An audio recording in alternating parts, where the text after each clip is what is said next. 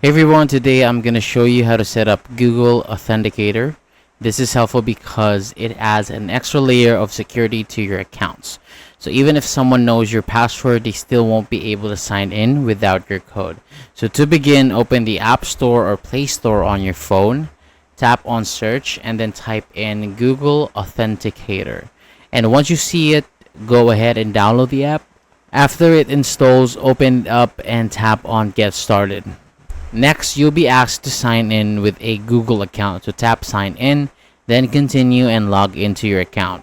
Once you're inside, you might see some codes already listed. That just means the account has been used with Authenticator before. If the screen is empty, that's completely fine. You can start adding accounts now. So to add a new account, go to the app or website where you want to enable two-factor authentication. So for example, open Instagram and go to your profile. Tap the menu in the top right, then go into Settings and Privacy. And from there, head to Account Center, then open Password and Security and select Two-Factor Authentication.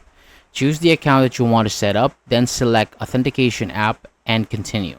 You'll now be given a setup key or a QR code. If you're on the same device, it's easier to copy the key. Now, switch back to the Google Authenticator and tap the plus icon at the top bottom. Choose to enter a setup key. Give it a name so you can recognize it, then paste the key you copied earlier. And make sure the type is set to time-based, then tap Add. So once added, you'll see a code generated in the app. Go back to app or website you were setting up and continue to the next step. Enter the code shown in Google Authenticator, then confirm it. After that, two-factor authentication should be turned on. And from now on, whenever you sign in or make changes, you may be asked for a code. Just open Google Authenticator, copy the code, and enter it. You can repeat the same steps to add more accounts anytime by tapping the plus button.